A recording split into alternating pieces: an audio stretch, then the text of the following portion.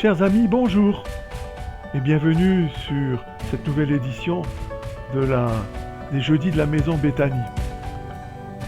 J'espère que cette vidéo vous rencontrera relativement en forme, bien que dans la période que nous traversons, la forme n'est pas toujours au rendez-vous. Les gens sont inquiets, angoissés, se posent des milliers de questions par rapport à la situation qui vient, qui est là. Il y a des crises un peu partout, sociales, des crises économiques, et c'est source d'angoisse. Beaucoup de gens se posent la question, mais où est Dieu? Mais que fait-il? C'est vrai que autour de nous, nous avons des gens qui commencent à sérieusement déprimer.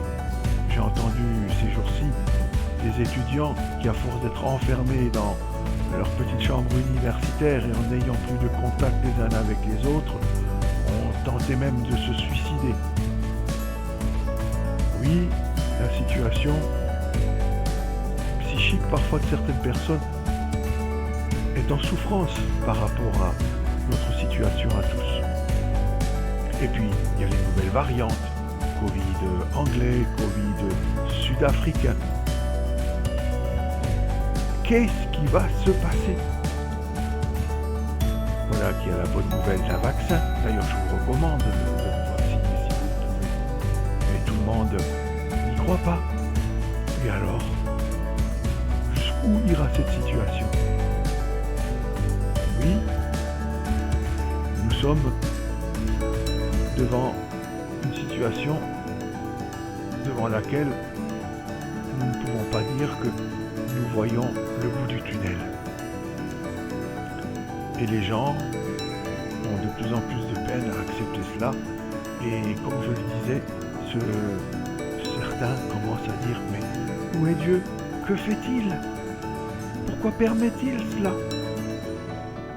Pourquoi est-ce qu'il agit ainsi?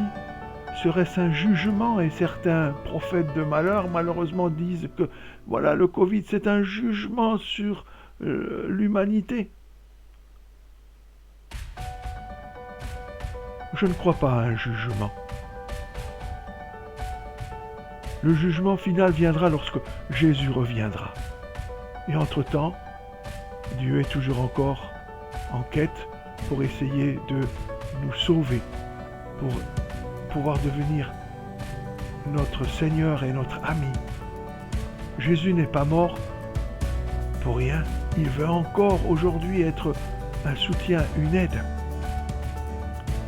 Mais c'est vrai que, en pensant un peu à tout ce que je viens de décrire, j'ai pensé ces jours-ci à un livre de la Bible que j'ai ouvert. C'est le livre de Job. Est-ce que vous l'avez déjà lu? Et si vous l'avez lu, relisez-le. C'est un livre magnifique. C'est un poème universel. Et c'est là l'un de ses traits qui lui confère sa valeur et son intérêt pour nous aujourd'hui. C'est vrai que la vie et le bonheur de Job ont été détruits. Il nous est décrit l'angoisse de Job, l'angoisse du cœur humain lorsqu'il sombre à la suite des chagrins et des chocs auxquels la chair, l'être est soumis. Je vous rappelle, Job a perdu tous ses enfants. Il a une santé déplorable. Et puis, il a perdu tout économiquement. Et puis ses amis, au lieu de l'encourager, le découragent encore. Il est même obligé de dire « je ne veux plus vous écouter ». Nous sommes là face à une profonde détresse et Job nous ressemble. Nous sommes face à une détresse universelle en ce moment. Nous sommes incapables de comprendre le problème de la souffrance en tant que tel. Et le livre de Job s'intéresse justement à cela. Le livre de Job s'intéresse au rapport entre la souffrance et le Dieu Tout-Puissant.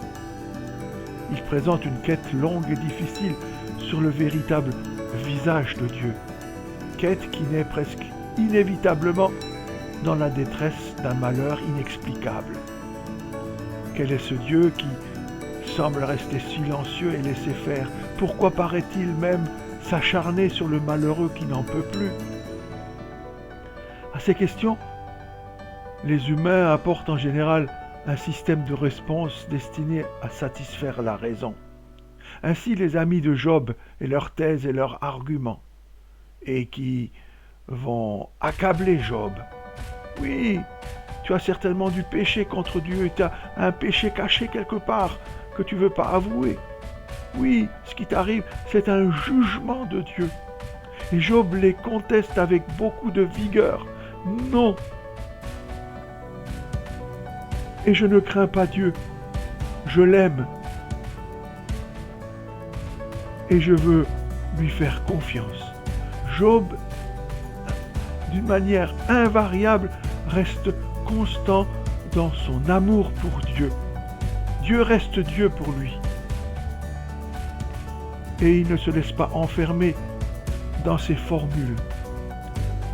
Il est là, cela est incontestable. Voilà ce qu'affirme Job. Job croit en un Dieu qui a la réponse à la détresse humaine. Même si je ne la comprends pas, cette détresse. Même si je ne comprends pas la raison. Job est habité d'une espérance sans faille et il s'écrie « Je sais que mon Rédempteur est vivant. Même si je ne comprends pas Dieu, j'espère en lui quand même, car il agira en son temps. » Il ne se résigne pas devant la situation, car il sait que Dieu tient les choses dans sa main, même s'il n'a pas d'explication pour l'instant, et que ce n'est pas de l'arbitraire ce qui lui arrive. Dieu a un plan. Dieu a un plan pour le monde, Dieu a un plan pour chaque individu, Dieu a un plan pour toi. Job est convaincu que Dieu est là, avec sa présence englobante qui, à elle seule, a la puissance d'apaiser. Et il lui fait confiance. Et nous sommes invités à lui faire confiance en attendant de voir le tunnel qui viendra au temps que Dieu a fixé, c'est-à-dire juste à temps. Ne devenons pas comme les amis de Job qui, à force de vouloir le culpabiliser, l'ont déstructuré. Heureusement qu'il tenait bon en ayant une confiance absolue en Dieu. Oui, ne soyons pas de ceux qui essayons de culpabiliser l'humanité. C'est Dieu qui juge. Non, restons plutôt silencieux à côté de nos amis, à côté de ce monde qui se perd, en leur montrant notre soutien, en affirmant Dieu tient les choses en sa main. La connaissance humaine est bien trop limitée pour expliquer de façon satisfaisante le mystère des actions divines. Et Job s'en rend bien compte, et il va s'humilier devant le Seigneur, et après s'être rendu compte combien Dieu est sage, juste et puissant, d'ailleurs Dieu se révèle à lui justement comme le Tout-Puissant, et il se rend compte qu'il peut mettre humblement sa confiance en lui, parce que Dieu invariablement sera à côté de lui, il ne changera pas. Même s'il ne connaît pas ce qui s'est passé dans le conseil de Dieu, qui nous est décrit dans le début du livre de Job, même s'il ne comprend pas tout cela, même s'il ne sait pas tout cela, Job a enfin compris à la fin du livre que Dieu reste Dieu, qu'il tient les choses dans sa main et qu'il veut aider, renouveler, soutenir. Et d'ailleurs, c'est ce qui va arriver à Job. Dieu va le renouveler. Dieu va lui restituer ce qui lui avait été enlevé. Dieu va montrer à Job qu'il n'est pas contre lui, mais qu'il est pour lui et à côté de lui. Mes amis, aujourd'hui, Dieu veut aussi être à côté de vous. Il veut vous dire, dans tout ce qui est en train de se passer, ne vous inquiétez pas. Même si ce soir, on va être reconfiné peut-être, même si ce soir, on ne pourra plus sortir après 18h, même si on est pour l'instant privé de nos enfants, de nos petits-enfants, même si on a perdu des êtres chers, Dieu reste à nos côtés, invariablement. Et il n'est pas là pour nous punir, mais pour nous secourir. Oui, en ce temps de Covid, Dieu est le seul à pouvoir nous secourir, à pouvoir nous délivrer de nos angoisses. Alors faites-lui confiance. Et je vous quitte en vous souhaitant de tout cœur, tournez-vous vers lui, cherchez auprès de lui son secours. Allez, je vous laisse en vous souhaitant de tout cœur que la paix de Dieu vous accompagne. Et je vous embrasse. À bientôt.